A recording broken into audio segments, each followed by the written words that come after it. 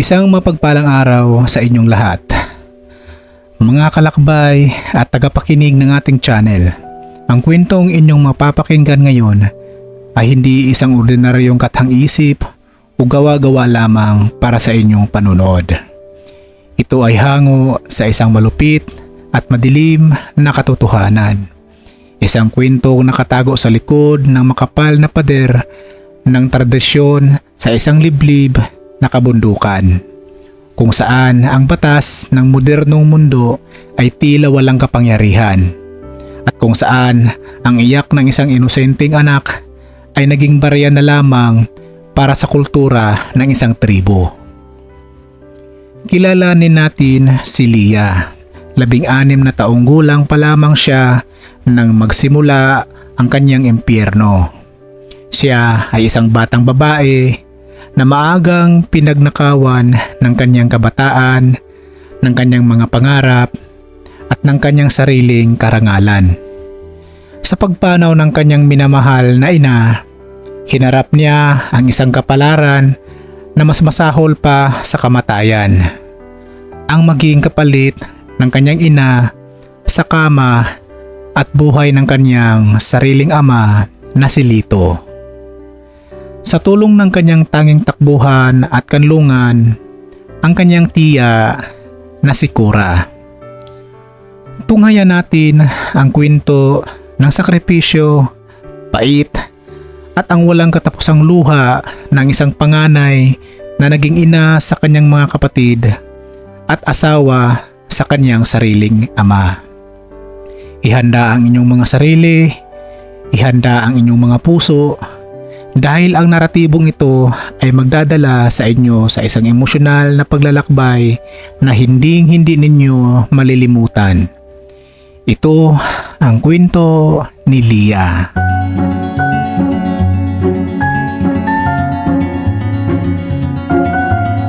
Malamig at tila nagdadalamhati ang hangin sa kabundukan ng Sitio Alemyon. Ang tribong kinalalakihan ni Leah ay may sariling batas, sariling kultura at sariling mundo na hindi naaabot ng batas ng kapatagan. Sa loob ng isang maliit na dampa na gawa sa kawayan, karatan at mga tuyong dahon ng kugon, naririnig ang mahihinang daing ng isang naghihingalong ina. Si Celia, ang ina ni Leah, ay nalalagutan na ng hininga dahil sa hindi malamang karamdaman. Walang ospital doon, walang doktor, at mga halamang gamot ng albularyo ng tribo ay wala ng bisa. Sa gilid ng maruming higaan, nakaluhod ang 16 na taong gulang na si Leah. Hawak-hawak niya ang malamig, tuyot at nanghihinang kamay ng kanyang ina sa labas ng gilid. Naroon ang kanyang 3 maliit na kapatid. Ang pinakabata ay isang sanggol na wala pang 1 taong gulang, nakasalukuyang umiiyak dahil sa gutom at takot. Leah, aking panganay, bulong ng kanyang ina. Habang pilit, iminumulat ang mga matang namumugto at wala ng ningning. Alagaan mo ang kapatid mo. Huwag mo silang pabayaan. Ikaw na ang tatayong ilaw sa kanila kapag wala na ako. Opo, inay. Huwag kang magsalita ng ganyan. Gagawin ko ang lahat. Magiging matatag ako para sa kanila. Pero parang awa mo na. Huwag mo kaming iwan. Kailangan ka pa rin namin. Kailangan kita. Umiiyak na sagot ni Leah. Ang kanyang mga luha ay walang tigil na pumatak sa palad ng kanyang ina. Ramdam niya ang napakabigat na responsibilidad na bilang ibinabagsak sa kanyang batang balikat. Sa isang madilim na sulok ng silid, nakatayo ang kanyang ama na si Lito. Walang mababakas na luha sa kanyang mga mata. Walang bakas na lungkot o pagdadalamhati sa mukha nito, kundi ang isang malamig at misteryosong titig.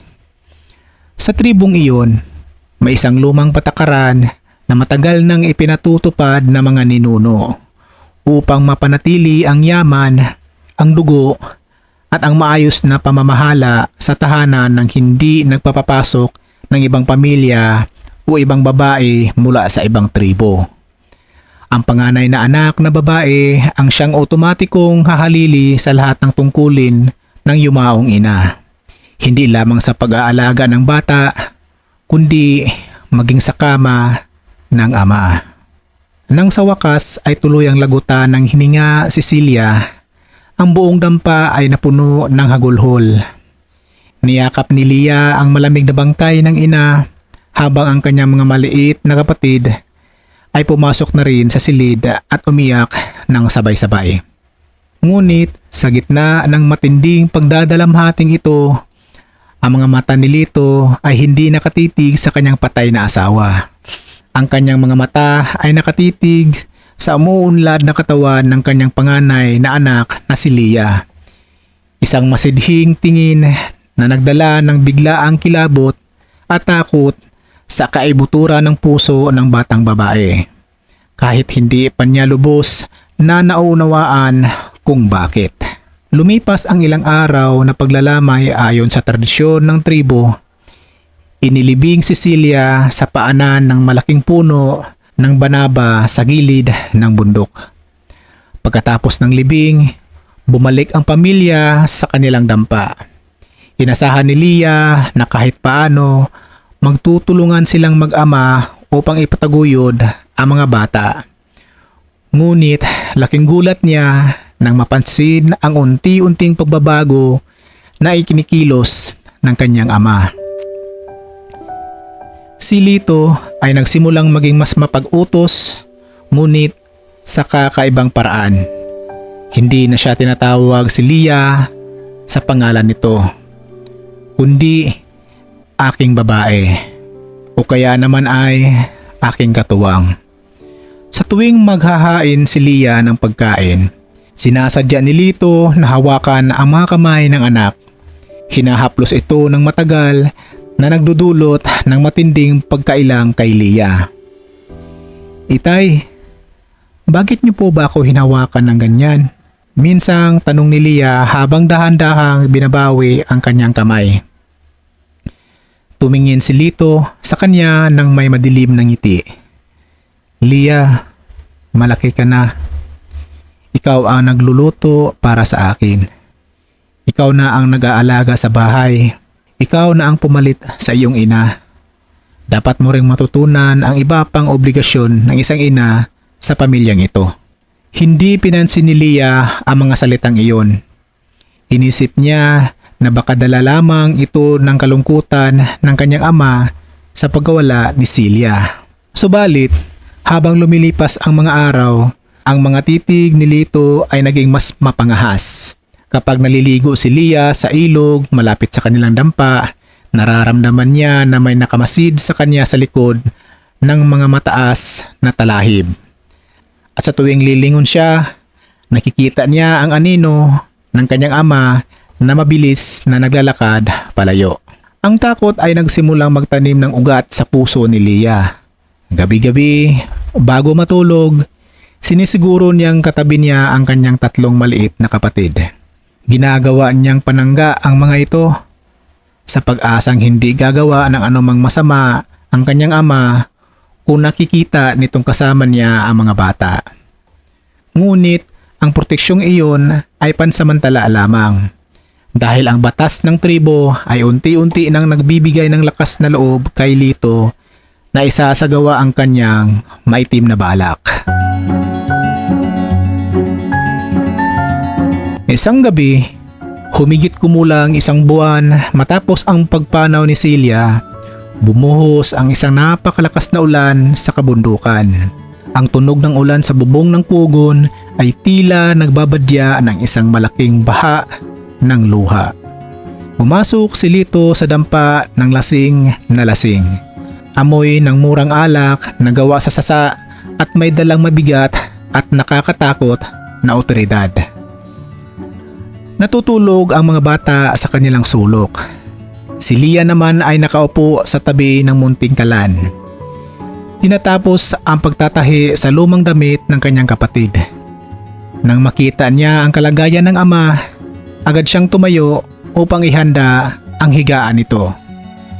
Itay, nakahanda na po ang banig ninyo sa kabilang tabi. Magpahinga na po kayo. Maingat na sabi ni Leah. Sinusubukang huwag magising ang mga bata. Ngunit hindi lumakad si Lito patungo sa kanyang banig. Sa halip, dahan-dahan itong lumapit kay Leah. Ang kanyang mga mata ay mapula, puno ng pagnanasa at walang bakas na pagiging isang magulang. Leah, pumarito ka. Utos ni Lito sa isang mababa ngunit mariing boses. Bakit po, itay? May kailangan po ba kayo? May masakit ba sa inyo? Kinakabahang tanong ng bata habang dahan-dahang umatras hanggang sa sumadsad ang kanyang likod sa dingding ng kawayan. Alam mo ba ang batas ng ating tribo, Leah? Patay na ang inyong ina. Walang ibang babaeng pwedeng pumasok sa bahay na ito kundi ang may parehong dugo. Simula ngayong gabi, hindi mo lang ako ama. Ako na rin ang iyong asawa. Seryoso at walang pag-alinlangang pahayag ni Lito. Nanginig ang buong katawan ni Leah. Ang karayom na hawak niya ay nahulog sa sahig. Itay, wag po. Parang awa nyo na. Ama ka po. Ama ko po kayo. Ako ang anak nyo. Ang dugo at laman nyo. Huwag nyong sabihin yan. Kasalanan po yan sa Diyos. Kasalanan po yan. Diyos? Walang ganyang batas sa tribo natin, Leah. Ang batas ng mga ninuno natin ang dapat masunod upang hindi malasin ang ating ani at ang ating pamilya. Huwag kang magmatigas. Sigaw ni Lito. Sabay damba at hawak ng napakahigpit sa dalawang braso ng anak. Huwag po, itay. Nasasaktan ako. Ayoko. Parang awa mo na, itay. Tahimik na sumisigaw si Leah. Pinipigilan ang kanyang boses dahil ayaw niyang magising ang kanyang mga kapatid na natutulog. Lumalaban siya gamit ang lahat ng natitira niyang lakas. Itinulak niya ang dibdib ng kanyang ama. Kinagat ang kamay nito at sinubukang makawala. Ngunit ang lakas ng isang 16 na taong gulang ng batang kulang sa nutrisyon ay walang-wala kumpara sa siksik na katawan ng isang magsasaka at mga ngasong tulad ni Lito. Sa gabing iyon, sa ilalim ng madilim at tumutulong bubong ng kanilang dampa, pinagnakawa ng sariling ama ang kanyang sariling panganay na anak. Ang bawat patak ng luha ni Leah ay sumasamo sa langit. Ngunit tanging tunog ng kulog, hagupit ng ulan, at ang marahas na paghinga ng kanyang ama ang sumasagot sa kanya. Ang sakit sa kanyang katawan ay walang-wala kumpara sa matinding sugat at dumi na naitanim sa kanyang kaluluwa. Gumuho ang buong mundo ni Leah sa loob lamang ng isang gabi. Kinaumagahan, sumikat ang araw na tila ba walang nangyaring karahasan sa loob ng dampa. Umalis si Lito ng maaga upang magtungo sa bukid na tila ba ang naganap kagabi ay isang normal na bahagi lamang ng kanyang araw-araw na pamumuhay. Si Leah naman ay nanatiling nakahiga sa sahig, nakatitig sa kisame. Ang kanyang mga mata tuyo na dahil sa magdamag na pag-iyak. Ngunit ang kanyang puso ay patuloy na nagdurugo.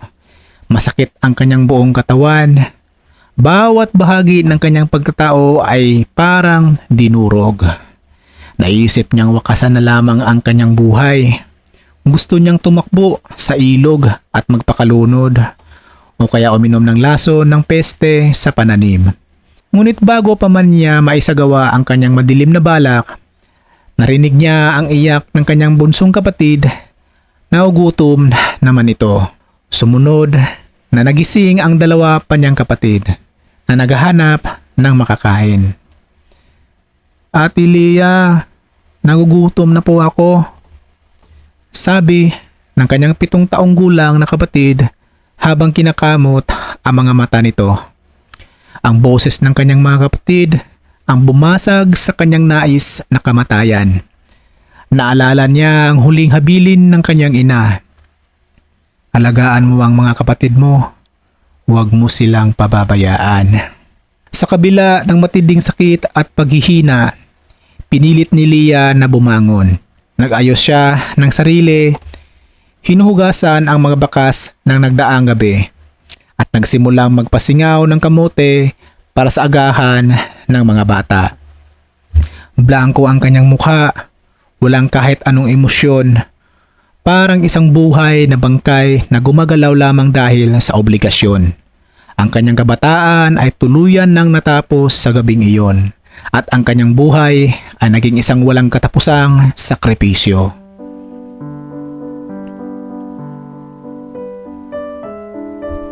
Hindi na kaya ni Leah na sarilihin ang matinding bigat ng kanyang krus na dinadala.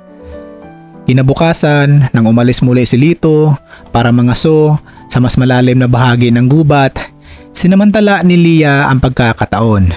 Iniwan niya sandali ang mga bata sa pangangalaga ng isang kapitbahay sa pagdadahilang kukuha lamang siya na panggatong sa dulo ng bundok. Ngunit hindi panggatong ang kanyang pinuntahan. Patakbo siyang tinahak ang mabatong landas patungo sa kanilang dulo ng komunidad, kung saan nakatira ang kanyang tiya Cora, ang kanyang nag-iisang kapatid ng kanyang yumaong ina. Si Tiya Cora ang kilala sa tribo na may kaunting kaalaman sa labas ng bundok dahil minsan na itong nakapagtrabaho sa kapatagan noong kabataan nito. Hingal na hingal, duguan ang mga paa dahil sa mga matulis na bato at basang-basa ng luha si Leah nang biglang pumasok sa pintuan ng dampa ni Cora. Sa sandaling makita niyang pamilyar na mukha ng kanyang tiyahin, bumagsak ang kanyang mga tuhod sa sahig at humagulhol siya ng napakalakas. Isang iyak na nagmumula sa kaibuturan ng kanyang kaluluwa. Leah, Diyos ko, anak, anong nangyari sa'yo? Bakit ka nagkaganyan? May umaway ba sa'yo? Nasaan ang mga kapatid mo? Alalang-alala si Cora habang mabilis na lumalapit at itinayo ang kanyang nangangatog na pamangkin. Tiya Cora, tulungan niyo po ako. Parang awa niyo na po. Patayin niyo na lang po ako, tiya. Hikbi ni Leah. Halos hindi makapagsalita dahil sa tindi ng sinok at iyak. Ano bang nangyari? Sabihin mo sa akin, Leah. Huwag mo akong itumba sa kaba. Pagmamakaawa ni Cora habang pinupunasan ang pawis at luha ng bata. Sitay po, Tiya Cora. Pumasok siya sa silid ko noong isang gabi. Pinilit niya ako. Ginawa niya akong asawa. Sinabi niya na batas daw po ng tribo na dahil wala na si inay. Tiya, ayoko po. Ama ko siya. Tuwing titingnan ko siya, naalala ko kung paano niya ako dinurog. Nasasaktan po ako. Laging sumasakit ang puso ko. Hindi ko na kaya. Isinigaw ni Leah lahat ng kanyang sakit habang nakakapit sa damit ng kanyang tiyahin. Nanlaki ang mga mata ni Cora. Napatakip siya ng kanyang bibig at napaupo sa tabi ni Leah. Bilang bahagi ng tribo, alam ni Cora ang lumang tradisyong iyon. Ngunit tulad ng marami, akala niya ay unti-unti na itong nawawala sa bagong henerasyon. Hindi niya akalaing magagawa ito ni Lito sa sarili nitong panganay na anak na napakabata pa at kamamatay pa lamang ng ina. Diyos ko, Lito, paano mo nagawang babuyin ang sarili mong anak? Bulong ni Cora habang umaagos din ang kanyang sariling mga luha. Niyakap niya ng napakahigpit si Leah. Makinig ka sa akin, Leah. Gusto kitang itago. Gusto kitang ilayo rito. Pero alam mo kung paano pamunuan ng mga matatanda ang tribong ito. Kapag nalaman ng mga pinuno na itinatago kita o sinuway natin na ang tradisyon, ituturi tayong mga kaaway ng tribo. Papatayin nila ako at kukunin ka pa rin ng ama mo. Walang sinumang pwedeng sumaway sa batas ng kabundukan ng hindi nagbabayad ng buhay. Pero tiya, ibig sabihin ba nito ay hahayaan nyo na lang ako? Mamamatay ako rito. Tuwing gabi, natatakot akong matulog. Tulungan nyo ako. Parang awa nyo na po. Nagmamakaawa si Leah habang hawak na ang mga kamay ng tiyahin. Walang magawa si Cura kundi umiyak kasabay ng pamangkin. Ang kawalan ng lakas at kapangyarihan ng baguhin ang kasanayang kultura ay naging isang malaking pader na humaharang sa kaligtasan ni Leah. Ang tanging naibigay ni Cura sa gabing iyon ay mga salita ng pag-comfort. Ngunit walang konkretong solusyon upang matapos ang impyerno ng bata. Bumalik si Leah sa kanilang dampa na may mas mabigat na pasanin. Ngayong alam na niyang kahit ang kanyang tiya Cura ay walang magawa laban sa batas ng tribo. Nararamdaman niya ang kabuuang kawalan ng pag-asa. Pakiramdam niya ay nakakulong siya sa isang hawla na walang pinto at ang kanyang sariling ama ang gwardya. Ang bawat gabi ay naging isang paulit-ulit na bangungot. Si Lito ay walang pakundangan. Para sa kanya, ginagawa lamang niya ang kanyang karapatan bilang lalaki at pinuno ng pamilya. Tuwing matatapos ang gabi ng pag-aabuso, mag-isa siyang umiiyak sa sulok ng dampa. Yakap ang kanyang mga tuhod habang tinatanong ang langit kung bakit sa dami-dami ng tao ay siya pa ang nakaranas ng ganitong kalupitan. Inay, bakit mo ako iniwan? Sana isinama mo na lang ako. Bulong ni Leah sa kadiliman habang nakatitig sa kawalan. Sa kabila ng lahat ng ito, sa araw ay kailangan niyang magpanggap na maayos ang lahat para sa kanyang tatlong maliit na kapatid.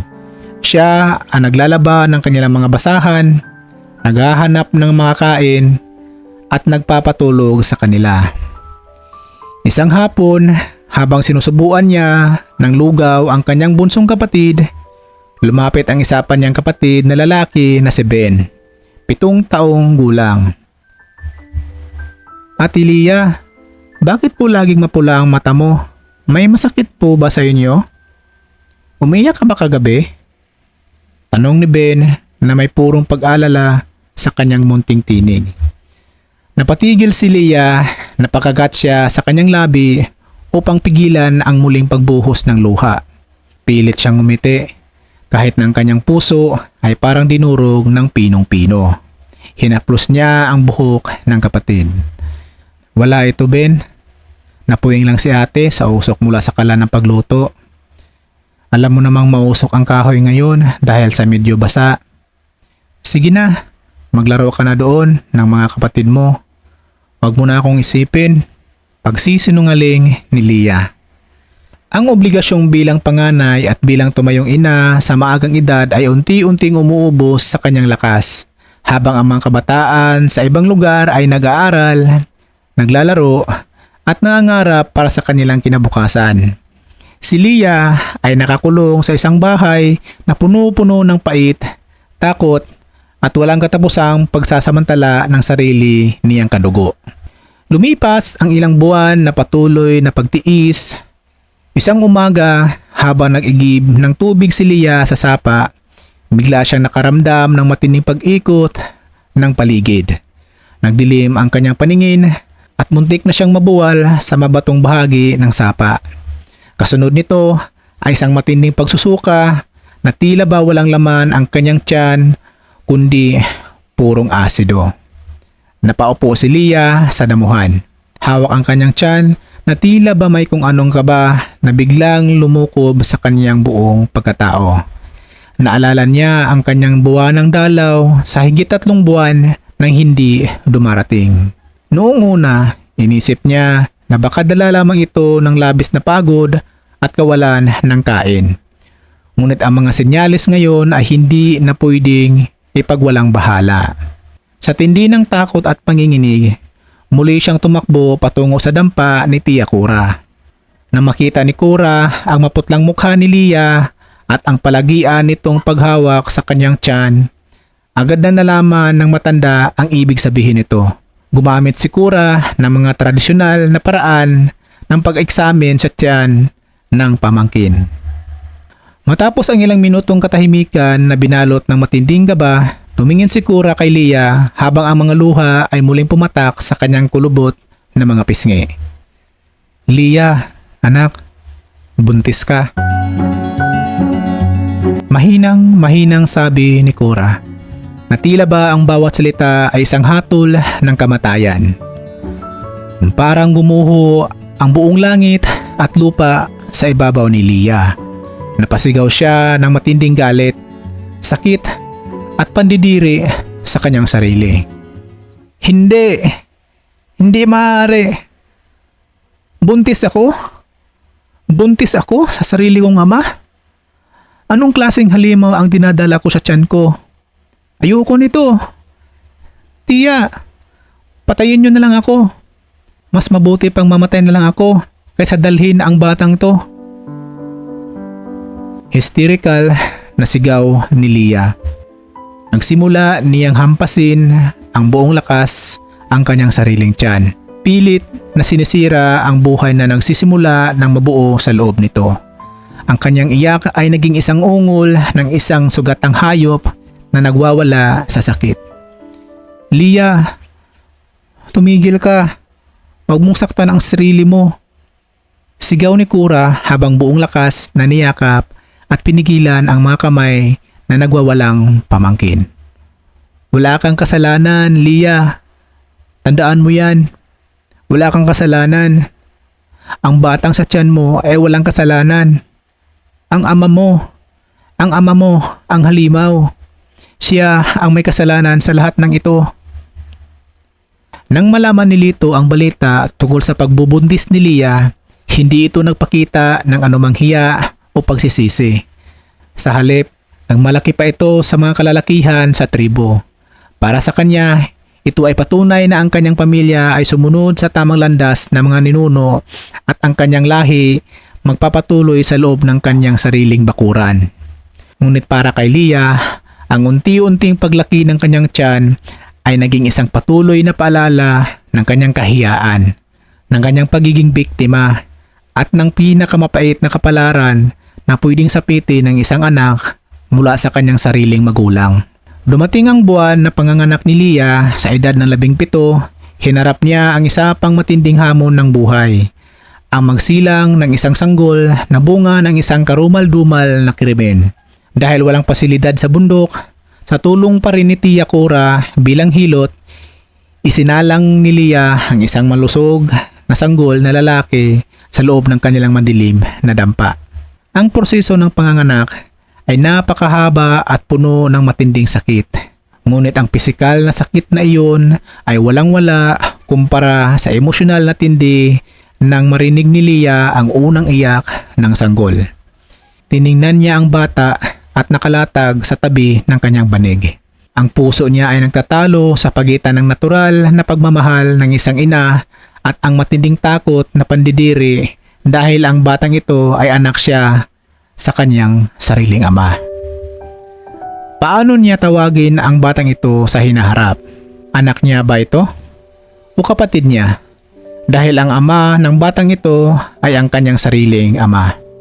Ang ganitong uri ng kaisipan ay sapat na upang mabaliw ang sinumang normal na tao.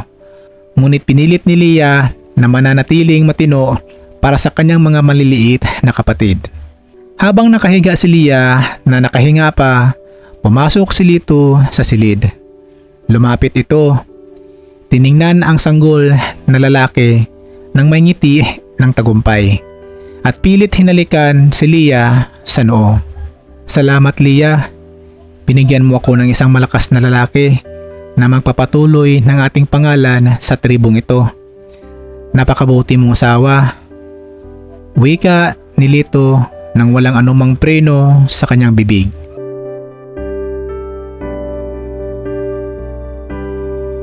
Nangilabot ang buong katawan ni Leah sa halik at sa mga salitang iyon ng kanyang ama. Sa sandaling iyon, habang nararamdaman ang laway ng ama sa kanyang noo, may isang bagay na biglang nagbago sa loob ni Leah. Ang takot na matagal nang nagpaparalisa sa kanya ay biglang napalitan ng isang matinding pagnanais na lumaban at makalabas sa impyernong iyon. Naisip niya kung mananatili siya rito. Ang kanyang mga kapatid na babae ay maaring sumapit din sa ganitong kapalaran kapag lumaki na sila, at ang kanyang anak ay lalaki sa ilalim ng pamumuno ng isang halimaw. Hindi niya hayaang mangyari iyon. Hindi na nagpakita si Leah ng anumang pagre-rebuilde kay Lito pagkatapos ng gabing iyon. Nagkunwari siyang sumusunod sa lahat ng gusto nito upang makuha ang buong tiwala ng kanyang ama. Sa loob ng ilang buwan, habang inaalagaan ang kanyang sanggol at ang kanyang mga kapatid, lihim siyang nag-iipon ng lakas at naghihintay ng tamang pagkakataon. Tuwing gabi, kapag umalis si Lito upang makipag-inuman sa mga kalalakihan ng tribo, ginagamit ni Leah ang oras na iyon upang ihanda ang mga gagamitin nila sa pagtakas. Nagtago siya ng kaunting bigas, mga lumang damit ng mga bata, at pinatuyong karne na maaari nilang kainin sa daan. Isang araw, habang naglalabas sa ilog, lihim siyang kinakausap ni Tia Cora. "Leah, nakita ko ang pagbabago sa iyong mga mata. May pinaplano ka ba?" Tanong ng matanda na may halong kaba. Tumingin si Leah sa kanyang tiyahin nang may buong determinasyon. "Tia Cora, aalis kami rito. Hindi ko hayaang lumaki ang aking anak at ang aking mga kapatid sa lugar na ito. Kung mamamatay man kami sa daan dahil sa pagod o gutom, mas mabuti na iyon kaysa mabuhay bilang mga alipin sa tradisyong ito. Sasama ka ba sa amin?" Bumuntong hininga si Cora at hinawakan ang kamay ng pamangkin. "Leah, matanda na ako. Ang aking mga tuhod ay hindi na kayang bumaba ng bundok ng mabilis.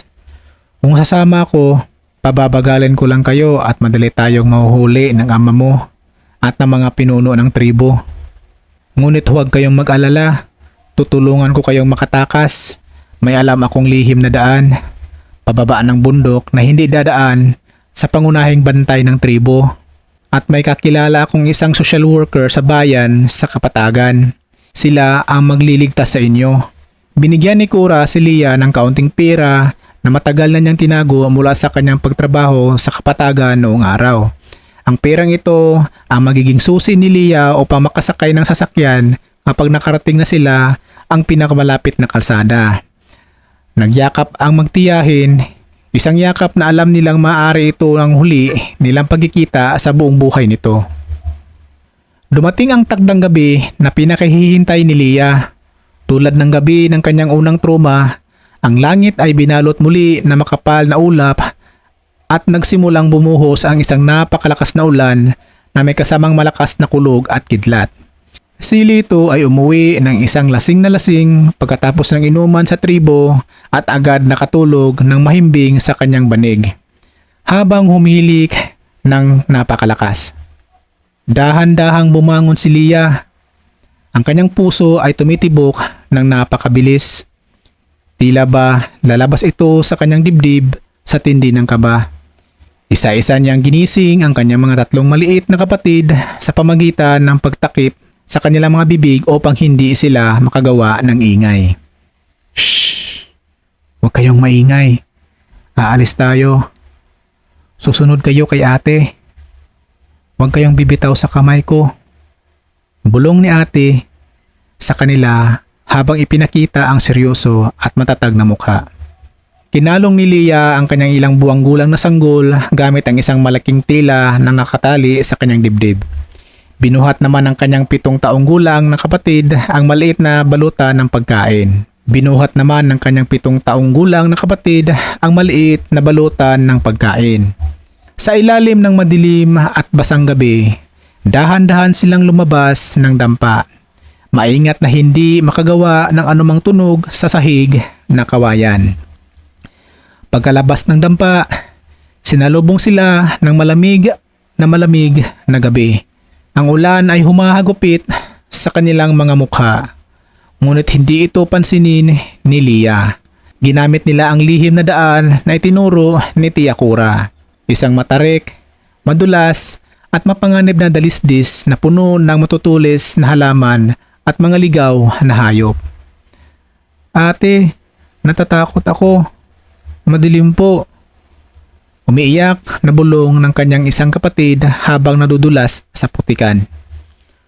Huwag kayong bibitaw. Hawakan niyo ang damit ko. Magpakatatag kayo. Malapit na tayo. Pagpapatatag ni Leah sa kanila. Kahit na ang sarili niyang mga paa ay sugatan na at ang kanyang katawan ay nanginginig sa lamig at pagod. Ang bawat hakbang pababa ng bundok ay isang hakbang patungo sa kalayaan. Malayo sa malupit na tradisyon ng tribo at sa kalupitan ng kanyang sariling ama. Matapos ang halos 5 oras na walang tigil na paglakad at panggapang sa putikan sa gitna ng kadiliman, unti-unting sumikat ang liwanag ng umaga. Kasabay nito, narating ni Leah ang dulo ng bundok at nakita ang sementadong kalsada ng kapatagan. Isang mundo na kailanman ay hindi pa nila nakikita. Nanghihina, marumi at duguan. Naglakad sa gilid ng kalsada habang karga ang kanyang umiiyak na sanggol at hila-hila ang 3 niyang kapatid. Sa kabutihang palad, isang pampasahero ang jeep ang dumaan.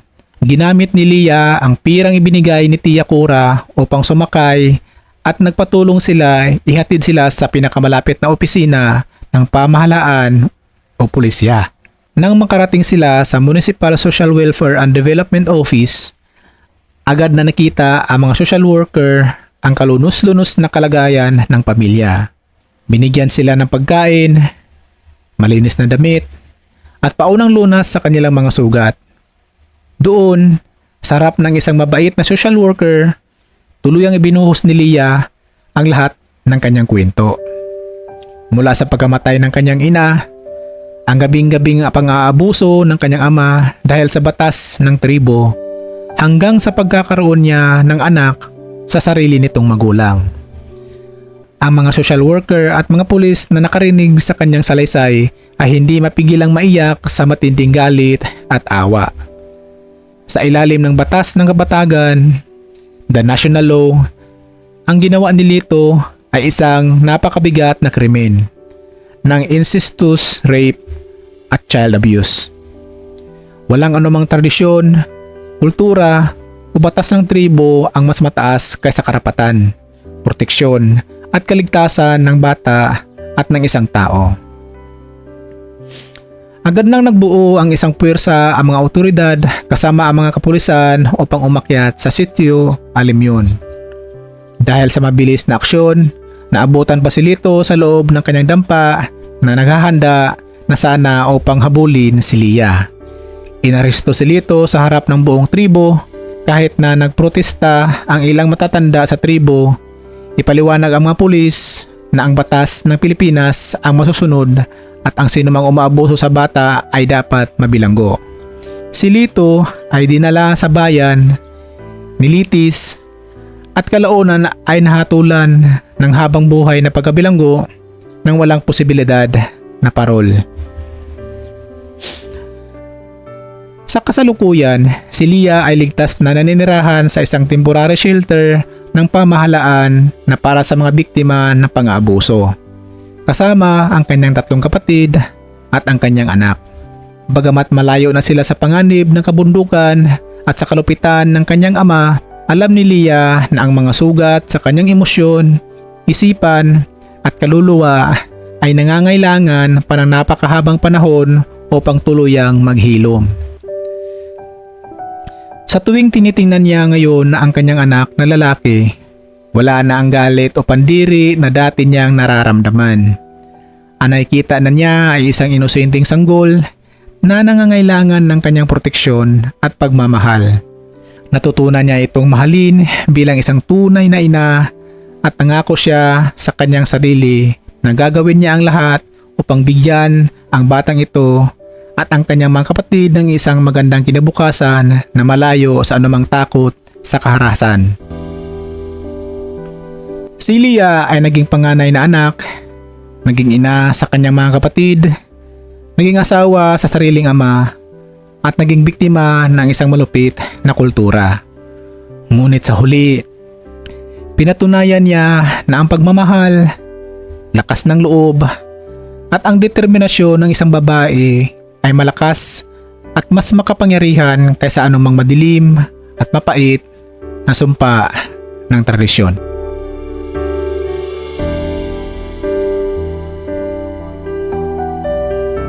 Ang kwento ni Leah ay isang napakasakit na paalala sa atin sa ilang liblib na sulok ng ating lipunan. May mga tradisyon at lumang paniniwala pa ring sumisira sa buhay at kinabukasan ng mga kabataan.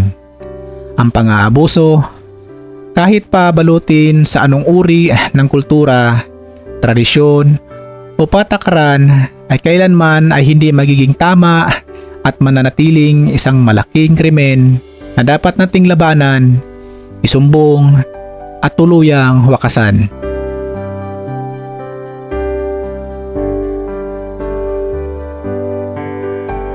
Sana ang naratibong ito ay kapulutan ninyo ng matinding aral na maging mapagmatsyag tayo sa kalagayan ng mga bata at kababaihan sa ating paligid. At huwag tayong matakot na magsalita o humingi ng tulong kung tayo o ang ating kapwa ay nakararanas ng kawalang katarungan. Kung ang kwentong ito ay naantig ang inyong puso, huwag ninyong kalimutang i-like ang video na ito, mag-iwan ng inyong mga saloobin at reaksyon sa comment section sa ibaba. At i-share ang naratibong ito upang magsilbing kamalayan para sa lahat. Maraming salamat sa inyong walang sawang pakikinig at suporta sa ating channel. Hanggang sa muling kwento ng totoong buhay, mag-ingat po tayong lahat.